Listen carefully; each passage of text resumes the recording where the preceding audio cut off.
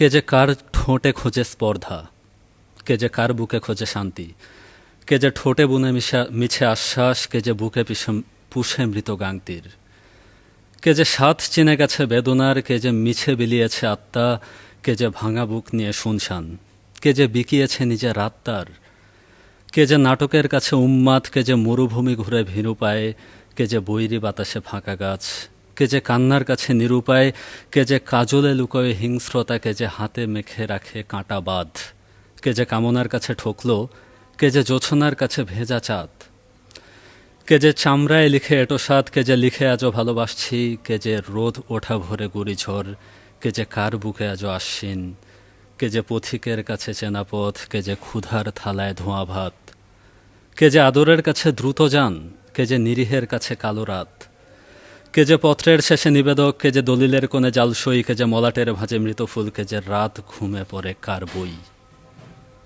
কে যে শোক গেলে একা হাসছে, কে যে নির্ঘুম হাটে ফুটপাত, কে যে লুকিয়ে রেখেছে কান্না, কে যে সয়ে যায় কার উৎপাত, কে যে লিখছে কার দিন শেষ, কে যে শুনবে কার অভিলাষ, কে যে মরে যায় একা মরে যায়, কে যে গুনছে তার শেষ শ্বাস, সবই ছারখার পুরে একাকার, কেউ ভালো নেই গ্রহ পিচ্ছিল, আমি প্রতিবেশী সব বেদনার, তাই সববার কথা লিখছি। এই তো এই তাই সববার কথা লিখছি। ধন্যবাদ। এজন্যই লিখছি খুব সম্ভবত।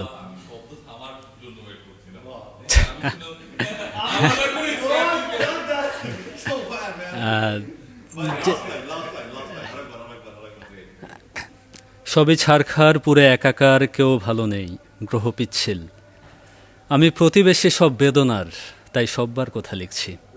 তাই আসলে যেটা হয় যে পৃথিবীর সব কবিতাগুলো সম্ভবত একটু বিরহ কেন্দ্রিকই বটে, খুব সম্ভবত এটা নিয়ে আমার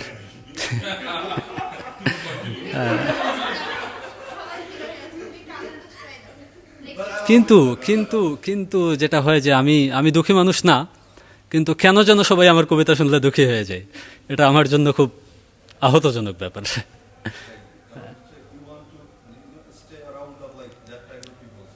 যেটা আমি রাইট রাইট ব্যাপার হয় কি যে আমরা সবাই কোনো না কোনো একটা ব্যাপারে খুব বুকে খুব তৃষ্ণা পুষি। তো আমি যেই কথাগুলো লিখি এগুলো হয়তো কারো কারো মানে কোথাও একটা কমন পড়ে যায়। তো আচ্ছা আচ্ছা আচ্ছা আচ্ছা, কাশ আপনি একদিন বড়লোক হয়ে যাবেন। আপনি একদিন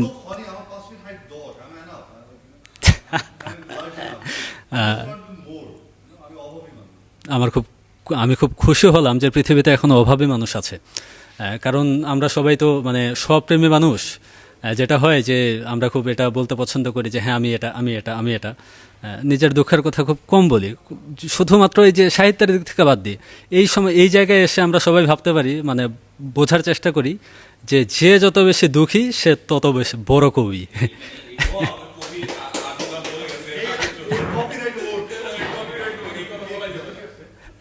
আচ্ছা আচ্ছা, অলসো অলসো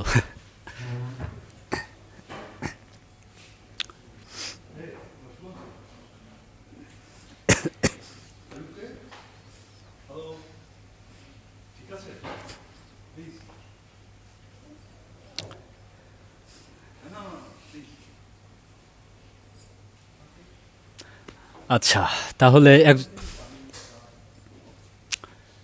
তাহলে একজনের কথা বলি যাকে ভোলা সহজ না, যে মানুষটা আমাদের সবার কাছে আছে যাকে ভোলা সহজ না।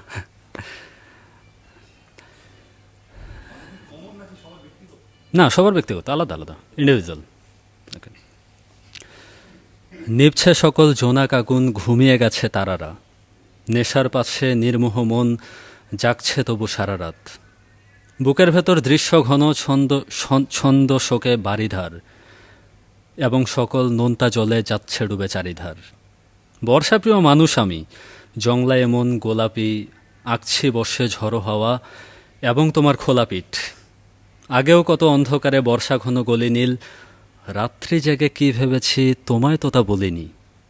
এবং কিছু বিজলি গুঁড়ো তোমার নামে এখানে ধ্বংস করে হারিয়ে গেছে, কোথাও কিছু লেখা নেই। 150 বছর আঁকছি তোমায়, আর কতটা মানা যায়। বছর বছর বর্ষা ফিরে বিরুদ্ধতার জানা যায়। সকল স্মৃতি উড়িয়ে গেছি জলের সাথে রোজানা, কিন্তু এমন বর্ষা রাতে তোমায় ভোলা সোজানা, তোমায় ভোলা সোজানা। Thank you, thank you.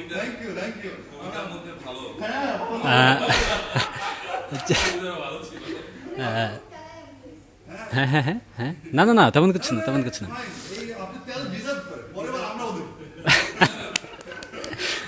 আমি খুব আরাম বোধ করছি আপনাদের। আচ্ছা, আমি কাশ কাশ আপনারা আমাকে আরো অনেক আরাম দিবেন, যেটা আমি অনেকটা ফুলবো। মনে মনে খুব, আচ্ছা, মনে মনে খুব খুশি হব যদি উপরে বলা উচিত আমার যে না বেশি হচ্ছে, তারপর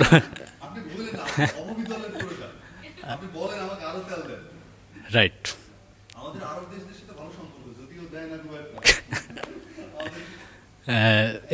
এজন্য আমাদের পেট্রোল ডলারের খুব অভাব, খুব সম্ভবত। হ্যাঁ, রাইট। ওকে,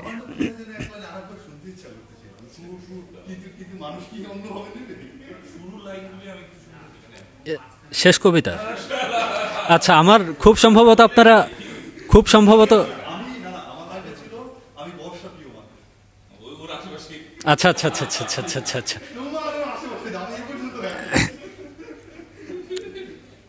বর্ষা প্রিয় মানুষ আমি, জংলা এমন গোলাপি আঁকছি বসে ঝড়ো হাওয়া এবং তোমার খোলা পিঠ। আচ্ছা, আচ্ছা আচ্ছা আচ্ছা, you know what, we are artists also. অভাব। ওকে,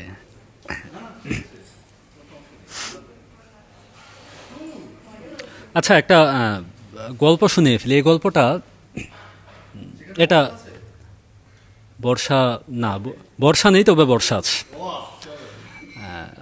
আমি লাস্ট করোনার পরে যখন বাসা থেকে ঢাকায় আসি, তো আমার খুব পছন্দের একটা মানুষ হয়ে গিয়েছিল, মানে খুব পছন্দের একটা মানুষ না, একটা মানুষ খুব পছন্দের হয়ে গিয়েছে, এমন একটা ব্যাপার। তো আমার খুব কষ্ট হচ্ছিল রেখে আসতে, তারপরে আমি এসেছি। দুইটার যে কোনো একটা, অথবা দুইটাই। আচ্ছা, কিছু কিছু ব্যাপার একটু সাইডে রেখে দেবো আমরা। ওকে, এটা আমি যেহেতু বললাম যে আমি গদ্য কবিতা খুব কম লিখি, লিখতেও খুব একটা ইচ্ছা করে লিখি না একরকম। আর অনুগল্প এটা বলা যায়, গদ্য কবিতাও বলা যায়, যা ইচ্ছা বলা যায়। ওকে, তোমার বাড়ি থেকে আমার বাড়ির দূরত্ব মোটামুটি 1 মিনিটের পথ। চলতি গলি কিংবা পাড়ার মোড়ের মাথায় হঠাৎ দেখা হয়ে যাওয়া দুজন মানুষ, কখনো নিজেদের চক্ষু লজ্জাকে ছাপিয়ে কণ্ঠ কিংবা দৃষ্টি কোনোটাকেই প্রশ্রয় দিতে পারিনি কেউ। কিংবা তোমার স্কুল ফেরত রাস্তায় চঞ্চল চলন আর বেনি করা চুলের মনোরম দৃশ্যে চোখ রাখতে পারিনি লোকভয়ে। আমাদের ছোট্ট কসবার একখানা লোকও কখনো ঘুণাক্ষরেও জানতে পারেনি হঠাৎ লোডশেডিংয়ে কিংবা দোকানে যাবার নাম করে মোড়ের মাথার অদূরেই নির্জন জায়গাটাতে তোমার আর আমার অবাধ যোগাযোগের কথা।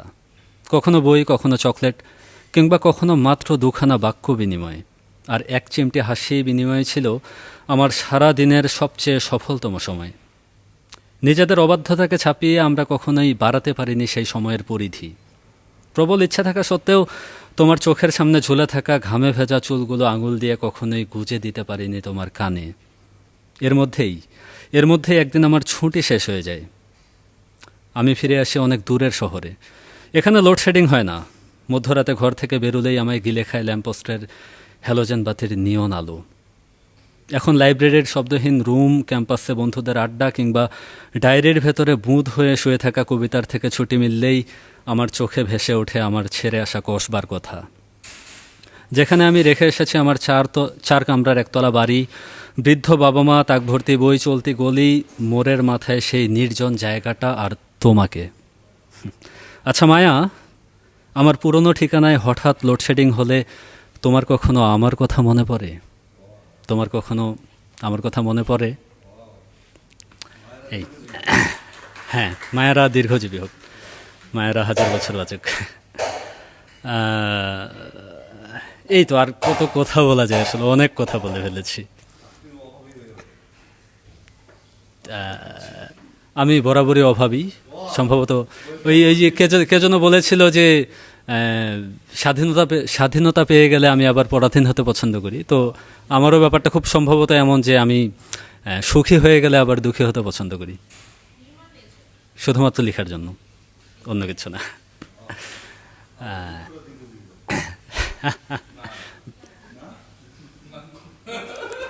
তারপরও সুখী হওয়া খুব জরুরি আসলে, কারণ আর কতটা কতটা কান্না করা যায়, আর কতগুলো লেখা যায়। কারণ সবাই যদি শরৎচন্দ্র হয়ে যায় তাহলে দেবদাসটা আসলে খুব দেবদাস যতদিন একা থাকবে ততদিন আমরা তাকে খুব বেশি পছন্দ করব।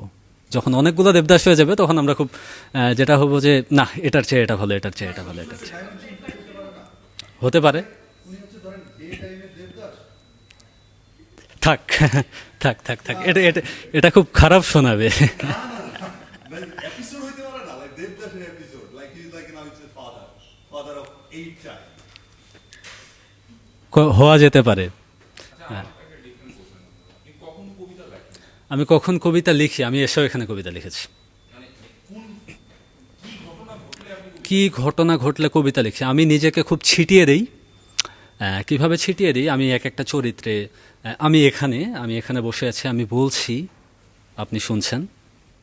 আমি একটু পরে হয়তো যে বলছে তার কথাগুলো শুনে আপনার জায়গায় বসিয়ে আপনাকে নিয়ে লিখব।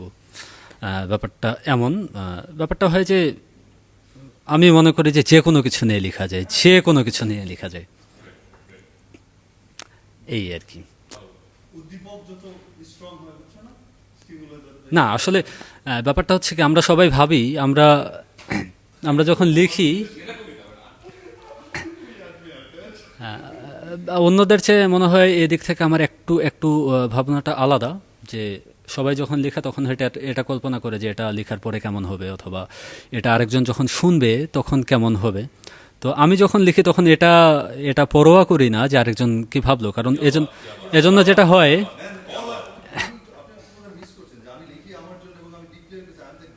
না, আমি আমার জন্য লিখি না, আমি আমার জন্য লিখি না। আচ্ছা আচ্ছা আচ্ছা, I'm declared that I'm the greatest poet of all time.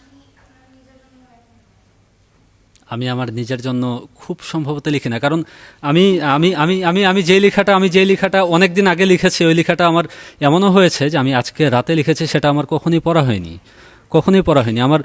হ্যাঁ, এমন কিছু লেখা আছে যেগুলো আমার পড়তে ভালো লাগে, আমার নিজের লেখাগুলো আমাকে শান্তি দেয়, যে এটা সম্ভবত লিখেছি, এটা সম্ভবত একটা স্বয়ংসম্পূর্ণ একটা কথা। আপনার এই লেখা তো একটা ক্রিয়েশন না, এই ক্রিয়েশনের ঘটনাটাই আপনাকে আনন্দ দেয়, মানে দেয়। শেষে তো একটা জিনিস দাঁড়াইলো, কবিতা হইলো, কিন্তু এই যে জার্নি, কবিতা লিখতে লিখতে আপনার কি আনন্দ দেয়?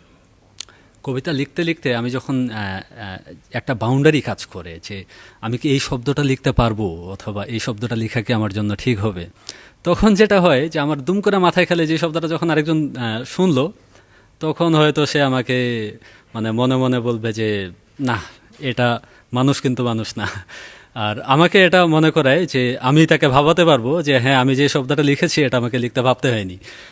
এটা তোমার কানে ঠিক কতটা লাগবে আমি জানি না, কিন্তু আমি লিখেছি যাতে তোমার কানে লাগে। অনেকটা এমন আসলে ব্যাপারটা কি, আমার কথা হয়তো সবাই খুব ভালোভাবে নিতে পারে না, আমি খুব অগোছালোভাবে কথা বলি, আর আর খুব এলোমেলো আর কি, যেগুলোর অর্থগুলা কেমন ধারায় আমি জানি না। তারপরও আমি আমার মতো করে কথা বলার সময় যেভাবে বলি, লেখার সময়ও ঠিক সেভাবেই লিখি। ব্যাপারগুলো এমন। কবি হিসেবে এই certificate আপনাকে দেওয়া হলো, নিরপেক্ষ থেকে। আমাদের আরো বর্ষা দিয়ে বলতে শুরু। বাট আমার কোশ্চেনটা তো শেষ হয় নাই। আমি দুইটা মানে বিপরীত ধর্মী মানে স্টেটমেন্ট এক কথার মধ্যে দিচ্ছি। আমি কোশ্চেনটা শেষ করতে পারি। আপনি আচ্ছা, আপনি নিজের জন্য লেখেন না বলছেন, আপনার প্রথমে আপনি বলছেন যে আপনি কারো কথা চিন্তাও করেন না লেখার সময়। আচ্ছা যে অন্য কেউ কি চিন্তা করবে। তাহলে কথা দুইটা মানে আচ্ছা, একটা সাংঘর্ষিক হয়ে গেল। ব্যাপারটা হচ্ছে কি, আমি আজকে রাতে যেই মানুষটা থেকে কালকে সকালে সেই মানুষটা থাকি না। তো যেটা হয় যে এজন্য হয়তো আমি এটা বলতে পারি যে আমি কালকে আমিটার জন্য লিখতেছি, আজকে আমিটার জন্য লিখতেছি না, এটা আমি বলতে পারি। কি ডাবল স্ট্যান্ডার্ড হওয়ার অ্যালাউ কিনা? Right right. তো এটা আমি বলার জন্য বলেছি এমনটা না, এটা আপনাদের শোনানোর জন্য বলেছি। আচ্ছা, আরও কিছু